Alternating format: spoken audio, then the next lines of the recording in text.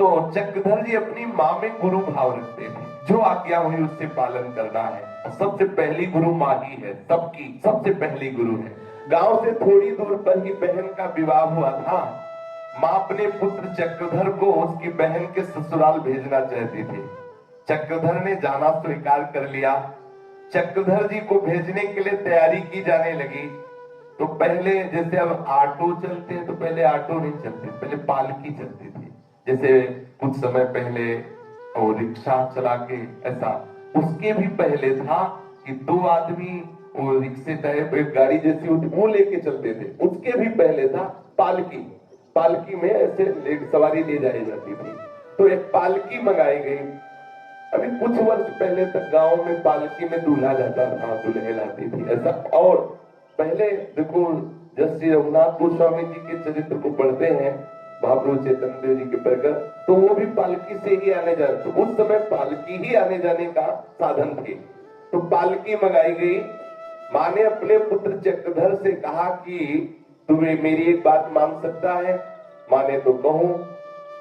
माँ की समझ में ऐसा था कि पता नहीं ये बात मेरी मानेगा कि नहीं, क्योंकि अंग्रेजी स्कूल में 10वीं कक्षा में पढ़ रहा है, कैसे कैसे लड़कों की संगति में है, पता नहीं कुल परंपरा का निर्वाह करेगा भी कि नहीं। मन में ऐसी दुविधा होने के कारण माँ ने अपने पुत्र से ऐसा कहा था कि तुम मेरी बात मानोगे कि नहीं। मातृभक्त थे चक्रधर जी। माँ से तत्काल बोले कि माँ तू जो बोलेगी मैं वही करूंगा। माँ ने कहा तू बहन के घर जा रहा है, हमारे कुल की परंपरा है कि अपने बहन के यहाँ खाया पिया नहीं जाता। वैसे गांव में बड़ी ये मर्यादा थी कि अगर बेटी जिस गांव में ब्याही होती, उस गांव के कुएं का पानी नहीं पीते थे। तो कितनी पवित्रता, कितनी पवित्रता। माँ ने कहा तुम बहन के घर जा रहे हो, तुम उस गांव का पानी मत पीना। जब पानी नहीं पीला तो भोजन करने की तो बात ही कहा रही। जब तुम अपनी बहन के घर पर पहुंचोगे तो तुम्हारे सामने सुंदर सुंदर भोजन रखा जाएगा, जलपात्र रखा जाएगा। तुम झुककर जलपात्र और भोजन को प्रणाम करना और हाथ जोड़ करके कहना कि मैं यहाँ प्रसाद नहीं पा सकता, तुम्हारे लिए मैं पूरी साग खीर और सुंदर जल ये हम साथ दे देते हैं। उस गांव से बाहर जब बहन से मिलकर निकलना, तब तुम बाहर दूसरे गांव में पाना, उस गांव में नहीं पाना। हमारी ये बात मान लेना। ये कुछ ऐसी चीजें थी जिनमें बहुत पवित्रता छुपी होती थी। इसमें कितनी श्रद्धा, कितनी पवित्रता, कितना पूज्य और कितना त्याग भाव। तो माँ ने कहा कि तुम्हारी पालकी में मैं भोजन और पानी रख देती हूँ, लेकिन बहन के हाथ मत खाना, ये हमारे कुल की रीति है। गांव की सीमा के बाहर आकर जो कुआं हो उस कुएं पर बैठकर अपना हाथ पैर धोकर भोजन कर लेना। अपनी बहन के घर की तो बात ही क्या, उस गांव का भी पानी मत पीना। पुराने लोग ऐसे होते थे, पक्का ऐसे होते थे। अभी कुछ समय तक हमने ऐसे गांव के लोगों को देखा है कि बेटी के यहाँ गए मतलब उपवास करेंगे लेकिन पाएंगे नहीं। क्यों स्वामी जी महाराज? हाँ, पुराने लोग हमने देखे हैं, जैसे पिता वगैरह, बेटी के यहाँ जाएंगे तो 2 दिन भले वापस होके आ जाए, लेकिन उपवास निर्जला करेंगे वहां। बड़े विचित्र। अगर ट्रेन यात्रा कर रहे हैं तो चाहे 48 घंटे ट्रेन में बैठना और ट्रेन में भोजन नहीं करेंगे, ऐसे नियम। तुम पालकी में जाओगे, पालकी ढोने वाले जो 4 कहार हैं, उन चारों कहार को तुम बहन के घर पर खाने के लिए बैठा देना, भोजन वहां करवा देना। कहारों को तुम जरूर पवाना, क्योंकि भूखे ना रहे, लेकिन तुम बिल्कुल वहां पानी भी मत पीना, ये मेरी आज्ञा है। चक्रधर ने अपनी माँ की बात जो की त्यों मान ली। गांव से चलने के पूर्व घर का जो महरी उसको कहते थे जो घर में बर्तन मांजने आती थी। महरा उसको कहते थे जो पानी भरते थे, घरों में जा जाके पानी भरते थे। हमारे यहाँ से कहार कहते थे, जो पानी भी भरते थे, डोली उठाने का भी काम करते थे। वो घर का महरा कहने लगा कि भैया चक्रधर जी, आप जिस गांव को जा रहे हैं, उस गांव के पहले ही रास्ते में एक गांव पड़ता है, वहां मेरी बेटी ब्याही है।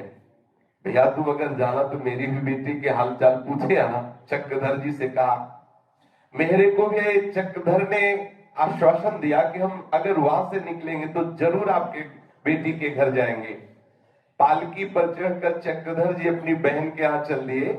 बहन के घर पहुंचने पर बड़ा स्वागत सत्कार हुआ। बहन के घर पर खाने पीने के लिए बड़ा आग्रह किया गया, परंतु उस आग्रह को चक्रधर जी ने स्वीकार नहीं किया। जैसा माँ ने कहा था वैसा किया। जलपात्र और भोजन को प्रणाम करके हाथ जोड़ करके सम्मान करते हुए कहा कि हम प्रसाद यहाँ नहीं पा सकते। कहारों को बहन के घर में भोजन के पाने की अनुमति दे दी। चक्रधर के साथ जो भोजन था वो यही सोच रहे थे कि जब बहन के यहाँ से विदा होंगे तो पास वाले गांव में जाना ही है, वहां जाकर के हम एकांत में पालेंगे। उस गांव में जाकर भोजन कर लूंगा, जल पी लूंगा और महर की बेटी से भी मिल लूंगा।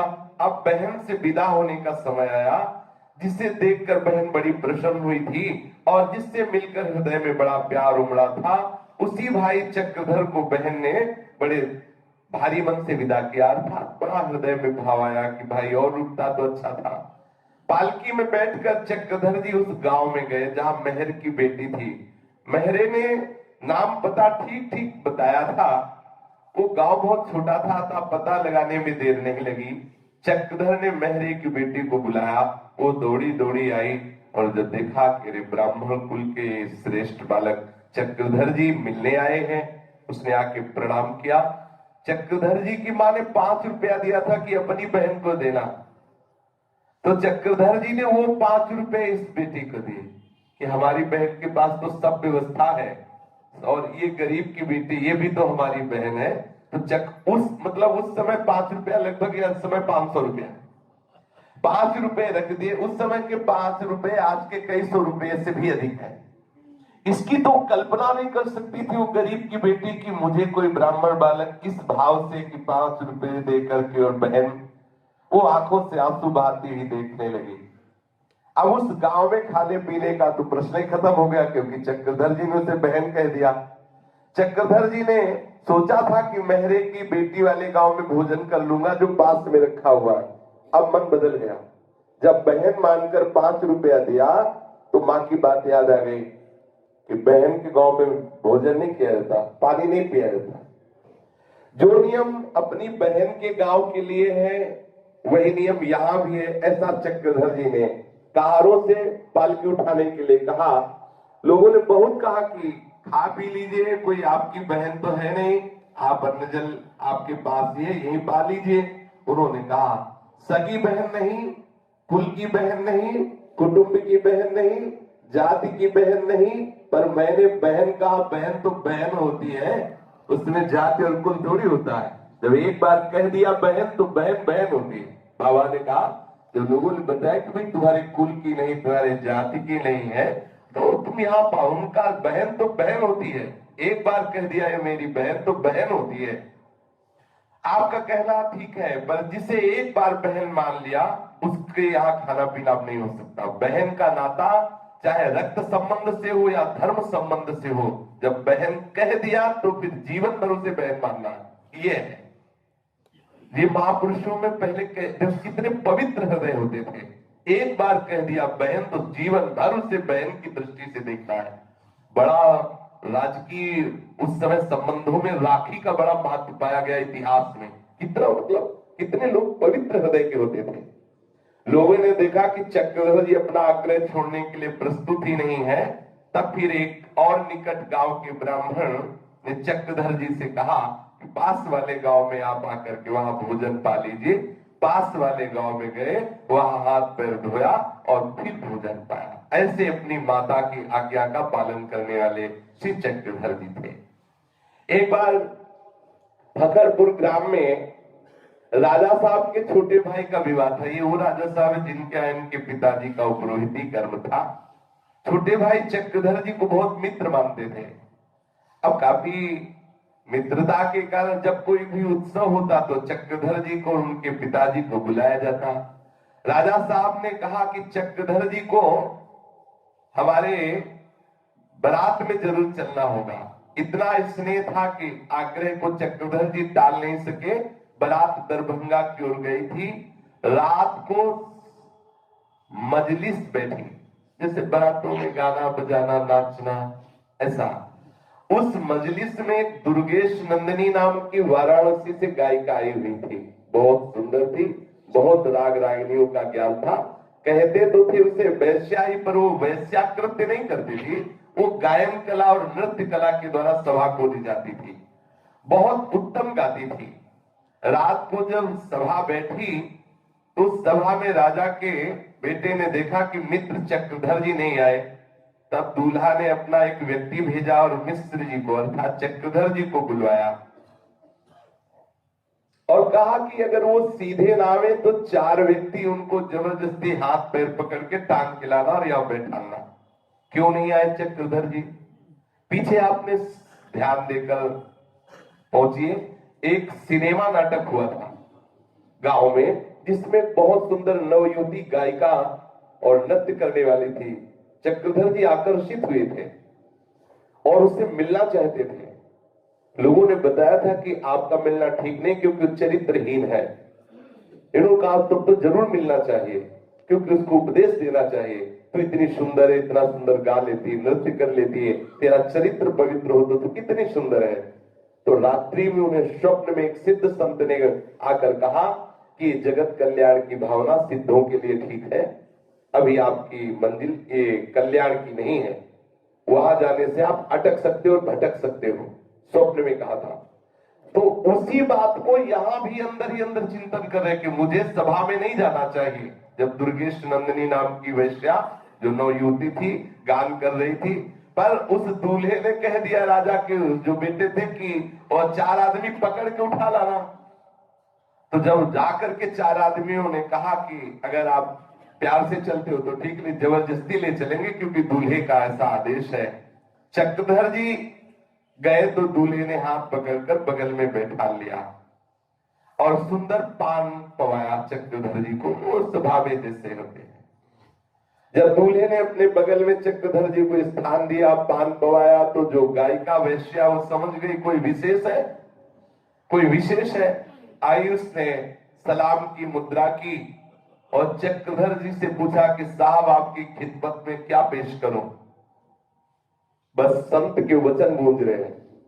ये होता महापुरुषों की जो अंदर वृत्ति। एक बार आई बात तो हाथ जोड़ कर कहा मां, उसी से सभा में वही बाबा ने जो चक्रधर जी है उनका, मां मुझे तो संगीत आता नहीं, और फिर हे मां मैं तुम्हें कैसे आदेश कर सकता हूं कि तुम क्या गाओ।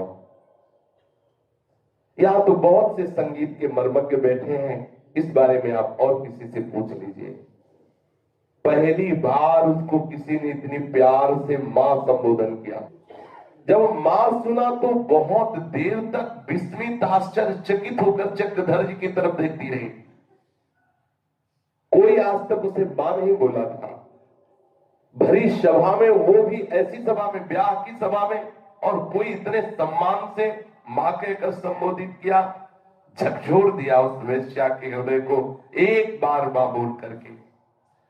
उस सभा में जब तक रही तब तक प्यार भरी दृष्टि से, करुणा भरी दृष्टि से चक्रधर जी की ओर देखती रही और चक्रधर भाव में डूबे हुए नेत्र नीचे की, क्योंकि संत का आदेश। फिर उसने विलास तोड़ी राग सुनाया। लगभग 40 मिनट तक समा बन गया। इतने पवित्र भाव से उसने गाया, मानो राग रागिनियां मूर्तिमान होकर उसके अधरों पर खेल रही हो, ऐसी मत। पर पूरी रात चक्रधर जी ने आंख उठा के भी नहीं देखा।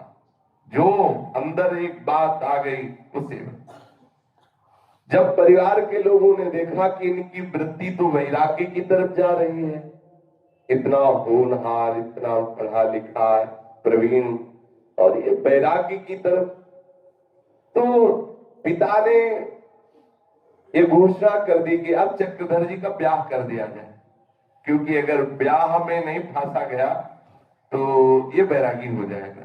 ज्यादातर अंतर्मुख रहना, भगवत चिंतन करना और देशभक्ति के विषय की वार्ता करना। अगर कभी नवयुवक मिले तो विषय वार्ता नहीं, देशभक्ति की वार्ता करना। चक्रधर की जैसी प्रतिभा, बुद्धिमत्ता, जैसी वाक्पटुता, सेवा तत्परता, सहज में ही घर वालों ने अनुमान लगा लिया कि इनको फांसना होगा, नहीं भाग जाएंगे, घर में रुकेंगे नहीं। उन्होंने ये विचारधारा अपने पूरे परिवारजनों को बताई। उसके ही बुद्धि बाबा का ब्याह तय कर दिया गया और उनका जो ब्याह हुआ उसका नाम था सौभाग्यवती श्री जगाधरी देवी और इनकी अवस्था थी 9 वर्ष की। बाबा की भी जो पत्नी बनने का सौभाग्य प्राप्त किया वो 9 वर्ष की थी, उनका नाम जगाधरी देवी था। और उनके जो पिता थे वो बड़े ज्योतिषाचार्य थे जगाधरी जी के। तो जब ब्याह की बात हुई, ब्याह तय हुआ, तो उन्होंने कुंडली में विचार करके पूरा देखा और अपनी बेटी को बुलाया, बोली बेटी भाग्य में तुम्हारे दूल्हा तो यही लिखा है लेकिन पति का सुख तुम्हें नहीं मिलेगा। तो बोले क्यों, क्या हमें वैधव्य सहना पड़ेगा? तो उनका पति के होते हुए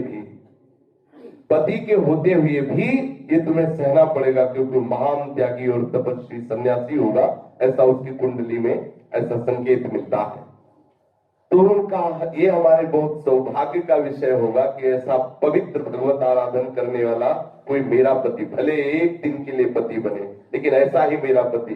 जैसे सावित्री जी ने जब सत्यवान का वर्ण किया तो देवर्षि नारद जी ने आके सभा में कहा कि सावित्री जी तुमसे गलती हो गई, तुमने जिस पति का वर्ण किया वो तो सिर्फ 1 वर्ष जीवित रहेगा, 1 वर्ष के बाद पधार जाएगा। तो सावित्री जी ने कहा 1 वर्ष तो बहुत होता है, यदि ऐसा पवित्र और धर्माचरण करने वाला मात्र पितृ भक्त यदि मेरा पति हो, केवल 1 दिन का भी पति हो, तो मैं जीवन भर उसकी याद, उसकी स्मृति में अपना व्यतीत कर लूंगी, लेकिन मुझे विषय ही नहीं, ऐसा पति 1 दिन के लिए ही पर्याप्त है। अपने पति भक्ति से आज सावित्री जी का जस गाया जाता है। ऐसे श्री जगाधरी जी ने अपने पिता को कहा आप निश्चिंत रहिए, मैं अभी से सारे वो नियम स्वीकार करती हूँ जिससे कभी भी मुझे ये नहीं होगा कि मेरा पति सन्यासी है तो मेरे भाग्यहीन है, मुझे पति सुख नहीं मिला, मैं ऐसा आज से मैं वो सारे नियम, जैसे गांधारी जी ने सुना कि हमारे पति नेत्रहीन है तो उन्होंने कहा आज से अभी इसी क्षण हम अपने नेत्रों को बांध लेते। पहले की जो मतलब धारणाएं होती थी कितनी पवित्र होती थी। देखो महाप्रभु चैतन्य देव जब आए, लाखों लोग उनके दर्शन करने के लिए, तो विष्णु प्रिया जी से कहा आप भी दर्शन करो, बोले नहीं, देहरी के अंदर वो आए। ये अगर करुणा करके आए ही है तो देहली के अंदर आवे, ऐसा। ये मतलब कितनी पवित्रता, कितना समर्पण, कितनी जोर की पातिव्रत धर्म की निष्ठा। जगाधरी जी पूर्ण समर्पित भाव से चक्रधर जी को पति स्वरूप से स्वीकार किया, पर इनका हृदय कभी भी एक बार भी इन्होंने भरकर ले देखा कि हमारी पत्नी, क्योंकि जो ऐसे जन्म होते हैं उनको संसार का कोई आकर्षण नहीं होता। चक्रधर जी इन दिनों विद्यालय में पढ़ भी रहे थे। उन दिनों अंग्रेजों को भारत देश की सीमा से बाहर निकालने के लिए भारतीय युवकों ने बहुत ही कष्ट सहे। ऐसा बर्डन है कि होश खराब हो जाते हैं। नए नए युवकों को बंद करवा करके और इतनी पिटाई करते कि उनके शरीर सूज जाते। फिर उनके शरीर में इंजेक्शन लगवा देते थे चेचक के, तो बड़े बड़े छाले को। फिर उनको शौचालय से मल मंगाकर अंग्रेज लोग मुंह में साफ ऐसे मुंह में भर देते, ऐसे सब शौच लगवा देते, शौच से पुतवा। फिर जहर देते, कितना। फिर पान खा के आते और ऐसे तंबाकू आदि और मुंह में थूकते अपने भारतीय से। बड़ा अत्याचार। जो उनके सामने सलाम साहब कह के 3 बार ऐसे सर न झुकाता, गिरा के बड़े बड़े लांग बूटों से जैसे छाती में कूदते, मुंह से खून की उल्टी गिरती, मर जाए तो फेंक दो। बड़ी दुर्दशा थी। 9 युवकों की बड़ी। पर फिर समझ लो, वंदे मातरम बोलकर प्राण त्याग देते थे। ऐसे ऐसे थे कि अंग्रेजों के सामने गर्दन ने झुकाई, कटवा दी। ऐसे ऐसे भारतीय थे वो। ऐसे अधिकारी, अंग्रेजी एक अधिकारी था वो जो लंगड़ा के चलता था, वो लंगड़ा साहब कहते थे, बहुत ही दुर्दांत था। अगर उसके आते ही हुक्म हो जाता था कि जितने हिंदुस्तानी नौजवान पकड़े गए सब सर झुका दे, और जो सर नहीं झुकाता था तो मार मार के गिरा के उसकी सब पसलियां तोड़ ऐसे कूदता था ऊपर। हर कष्ट बर्दाश्त के, लेकिन ऐसे ऐसे भारतीय आज जो स्वतंत्र बैठे है ना, ये उन महापुरुषों की देन है जिन्होंने लाठियां, गोलियां, जूते और ऐसे सब दुर्गतियां सही, उनका परिणाम हम लोग भोग रहे हैं। आनंद, हम लोग आनंद भोग रहे हैं। और उन्होंने कितना कष्ट था, अभी वो सोच भी नहीं सकते कैसा कैसा कष्ट दिया अंग्रेजों ने अपने देशवासियों को। जब तब ये भारत स्वतंत्र हुआ, भारत देश की सीमा से बाहर निकालने के लिए भारतीय युवकों ने कितने कितने कष्ट सहे हैं। भारतीय इतिहास इसका स्वर्णिम एवं स्मरणीय वृत्त रहेगा। चक्रधर जी अपने विद्यार्थी जीवन में अखिल भारतीय कांग्रेस कमेटी के सदस्य बने। उनके भी हृदय में एक बात आई कि मुझे भी अपने देश के लिए प्राण दे देना है, पर अंग्रेजों की हमें गुलामी स्वीकार नहीं करनी। राजनीतिक आंदोलनों में खुलकर भाग लेने लगे। एक बार बिहार प्रदेश के किसी नगर में कांग्रेस की वर्किंग कमेटी की बैठक थी। उस अधिवेशन में चक्रधर जी गए हुए थे। उस बैठक में मंच पर बैठने के लिए आने वाले प्रतिनिधियों में एक प्रकार की प्रतिस्पर्धा थी। भले कार्य क्षेत्र में सक्रिय न हो, पर प्रायः लोग यही चाहते थे कि सब जाने कि हम भारत स्वतंत्रता के लिए प्राण देने वाले, तो समाचार पत्र में हमारी फोटो आ जाए, ऐसा ऐसा। पर चक्रधर जी के मन में था कि भारत स्वतंत्र होना चाहिए, ये दिखावा क्यों? मतलब चार लोग ऐसा भी चाहते हैं कि हम आगे आ जाए, हमारी फोटो आ जाए। ऐसा चक्रधर जी ने सोचा, मुझे देश के लिए कुर्बानी देनी है, मुझे अपने देश को स्वतंत्र करना है। ये सब बाहरी व्यवहार, ये सम्मान आदि नहीं चाहिए। जो मंचों पर बैठने वाले थे उनमें चक्रधर जी ने देखा कि बहुत कम लोग हैं जो देश स्वतंत्र करवाने के लिए प्राण देने की भावना में, मगर ज्यादातर लोग हैं कि मेरा नाम हो जाए, ज्यादातर लोग हैं कि मेरी फोटो खींच जाए। इसलिए सबसे दूर एकांत में बैठे।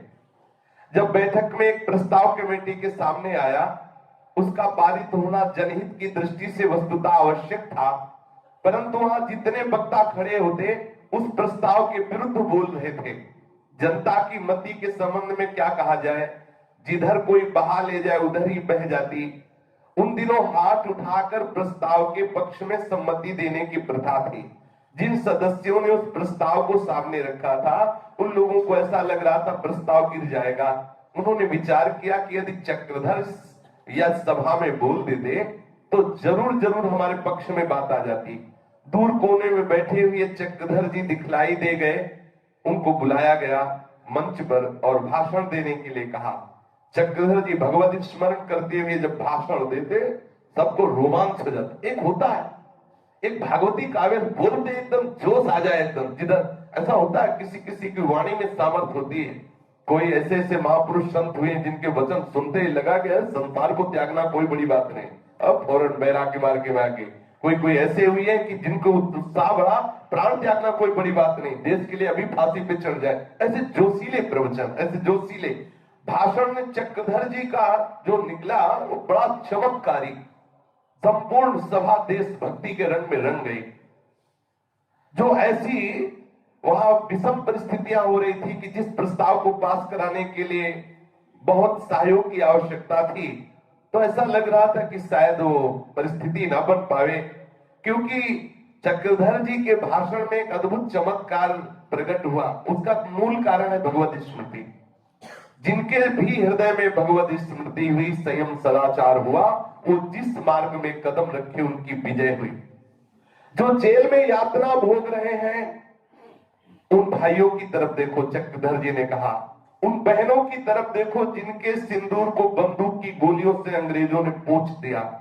ऐसे भाषण दिए जोशीले कि सारी सभा आश्चर्यचकित हो गई। डॉक्टर राजेंद्र प्रसाद जी अखिल भारतीय स्तर के नेता थे, बहुत प्रसन्न हुए चक्रधर जी के भाषण से। हमें लगता है कि ये प्रथम राष्ट्रपति भारत के बने, डॉक्टर राजेंद्र प्रसाद चक्रधर जी पर बहुत प्रसन्न हुए बाबा का भाषण सुन करके, और मुख्यतः राजनीतिक आंदोलन का भार इनको दिया कि आप जैसा भाषण करते हैं आप मुख्य हमारी सभा के बने, क्योंकि आपके भाषण में जान है, बोलते ही सबके हृदय में देशभक्ति जागृत होती है। यद्यपि चक्रधर जी गया के स्कूल के विद्यार्थी थे, इनके एक मित्र थे मदन मोहन सिंह, टिकारी राज स्कूल में। वे दोनों एक साथ ही स्कूल की पढ़ाई को छोड़कर महात्मा गांधी द्वारा छेड़े गए सविनय अवज्ञा आंदोलन में सम्मिलित हुए। गया कांग्रेस कमेटी में वो लोग एक साथ काम करने लगे। विभिन्न स्थानों पर घूम घूम करके प्रचार कर रहे थे। गांधी जी की विचारधारा पुस्तकें सबको पढ़ाते। नवजीवन पत्रिका में गांधी जी जो विचार छापते वो सबको बताते। चक्रधर जी अपने मित्रों के साथ जा जाकर अपने भारतीयों को जागृत करते कि अंग्रेजों की गुलामी कब तक सहोगे। गांधी जी के विचार सबको बताते। सन 1928 में चक्रधर गयानगर के सरकारी जिला स्कूल की कक्षा 9 में पढ़ रहे थे। उस समय चक्रधर की आयु 15 वर्ष की थी। जिला स्कूल में एक मुसलमान मास्टर थे, उनका नाम था जनाब खालिद। वे कक्षा में पढ़ाने जब आते तो देखते अधिकतर हिंदू बालक ही है, तो निंदा करते सनातन धर्म की। वो इस्लाम धर्म के थे, हिंदू धर्म की निंदा करते। चक्रधर जी को बड़ा चुभता, यद्यपि गुरु पद पर बैठे हैं और हमारे हिंदू धर्म की निंदा करते हैं। सहपाठियों ने चक्रधर जी से कहा कि कभी अवसर देखकर थोड़ा आप समझाओ, मास्टर साहब कोई हिंदू धर्म की निंदा करते हैं, रोज आकर हम लोग बोल नहीं पाते। एक दिन कक्षा में बड़ी शिष्टता से चक्रधर जी खड़े हुए, हाथ जोड़ा और कहा, साहब आप हमारे हिंदू धर्म की निंदा करते हैं, ये हम सब हिंदू विद्यार्थियों को बहुत अप्रिय लगता है। हमारा तो आपसे अनुरोध है कि आप जिस अध्ययन कराने के लिए आए वो विषय बोलिए, आप हमारे धर्म की निंदा मत कीजिए। चक्रधर जी का इतना कहना था कि वो तो बहुत क्रोधित हो गए। उनका क्रोध इतना भभक उठा कि उन्होंने बड़ी अभद्र रीति से चक्रधर जी को डांटा और कहा, बैठ जा। चक्रधर जी कुर्सी पे बैठ गए। फिर शुरू हुए हिंदू धर्म की और निंदा करने लगे। एक दिन चक्रधर जी ने फिर हिम्मत की और खड़े हुए और मास्टर साहब से कहा कि साहब आप हमारे हिंदू धर्म की, सनातन धर्म की निंदा न करें, हमारी आपसे प्रार्थना है। पर फिर उल्टा हुआ, मास्टर साहब फिर कटु निंदा करने लगे, तुम्हारे हिंदू धर्म में क्या है, आदि आदि आदि। चक्रधर जी ने विचार किया कि अब इसको हम उत्तर देंगे, ये ऐसे तो मानेगा नहीं। प्रार्थना से अरबी फारसी के विद्वानों से जाके मिले। चक्रधर जी ने इतने सूत्र बोल दिए कि उसका दिमाग ही काम नहीं किया, पर अंदर अंदर वो मानो क्रोधावतार हो गया हो। उसके मन में आया कि अब इस बालक को तो हम जरूर दिखाएं, और बहुत नाराज होकर बोला कि तुमको इसका मजा चखाएंगे, तुम्हारा स्कूल छुड़वा देंगे, तुमको दंड दिलवाएंगे। मास्टर वो जो मुस्लिम था, उसने चक्रधर जी का अनिष्ट करने के लिए निश्चय कर लिया, अवसर ताकने लगा। चक्रधर को कड़ा दंड दिया जा सके, इसके विषय में उसने विचार किया कि मैं अंग्रेजों का सहारा लूंगा, क्योंकि उस समय विरोधी अंग्रेज थे। कोई न कोई ऐसा सूत्र फंसाऊंगा जिससे इसको अंग्रेजों के पास भिजवा के इसे पिटवाऊं। अंग्रेजी सरकार के विरुद्ध ये जोश फैला रहा है, ऐसा सूत्र करवा के इसे जरूर बंधन में करवाऊंगा। ऐसा विचार करके बाबा के विरुद्ध वो आचरण करने की चेष्टा करने लगे। शेष चल जागे। श्री राधा वल्लभ लाल की।